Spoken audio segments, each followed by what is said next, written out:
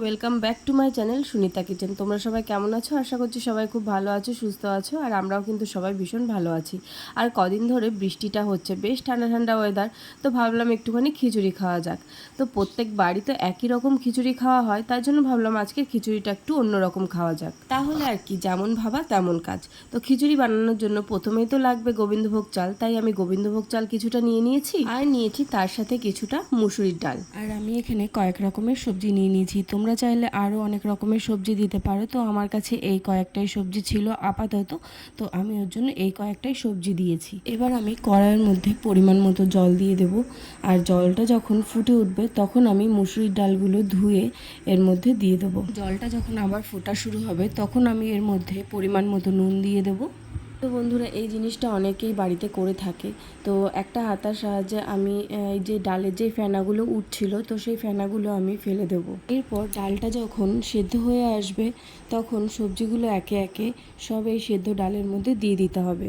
আমি যেই ডাটার ডগাগুলো আলাদা করে রেখেছি, তো সেই ডাটার ডগাগুলো এখন দেব না, কারণ এখন দিলে ডাটার ডগাগুলো একদম গলে যাবে। তখন ডালটা আবার ফোটা শুরু হবে। আমি আগের থেকে গোবিন্দভোগ চালগুলো ধুয়ে রেখেছিলাম, তো সেই চালগুলো আবার দিয়ে দেবো এই ডাল সিদ্ধর মধ্যেই।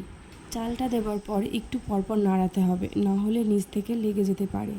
তো বন্ধুরা, এবার দেখতে হবে চালটা সিদ্ধ হয়েছে কিনা। এখানে কিন্তু চালটা ভালোভাবে সিদ্ধ হয়ে গেছে। তো এবার আমি এর মধ্যে কেটে রাখা যে ডাটার কচি ডগাগুলো ছিল, তো সেগুলো আমি সব দিয়ে দেব।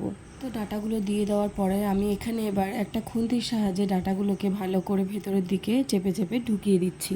এতে করে ডাটাগুলো ভালো করে সিদ্ধ হয়ে যাবে, আর ডাটা সিদ্ধ হতে বেশিক্ষণ সময় লাগে না। তো বন্ধুরা, ডাটাগুলো দেওয়ার সাথে সাথেই কিন্তু খুব সুন্দর সিদ্ধ হয়ে গেছে। আর তোমরা সবসময় চেষ্টা করবে ডাটার কচি মাথাগুলো দেওয়ার। তো বন্ধুরা, খিচুড়ি কিন্তু একদম পুরোপুরি রেডি হয়ে গেছে। তাহলে চলো এবার খেয়ে দেখা যাক খিচুড়িটা কেমন হয়েছে। তো আমি খিচুড়িটা কিন্তু এখন থালায় নিয়ে নিচ্ছি, আর সাথে নিয়ে নিয়েছি একটা ডিম ভাজা, আর তার সাথে খিচুড়ির উপরে একটুখানি ঘি ছড়িয়ে নিয়েছিলাম। আর খেতে সত্যি কথা বলতে বন্ধুরা খুবই টেস্টি হয়েছিল। আর তোমরা একঘেয়ে খিচুড়ি ছেড়ে এবার এই রকমভাবে খিচুড়ি রান্না করে দেখতে পারো, খুবই টেস্টি হয়। তো আজকের আমার এই রেসিপিটা তোমাদের কেমন লাগলো অবশ্যই আমাকে কমেন্ট করে জানিও। তো আজকের মতন টাটা, সবাই ভালো থেকো, সুস্থ থেকো।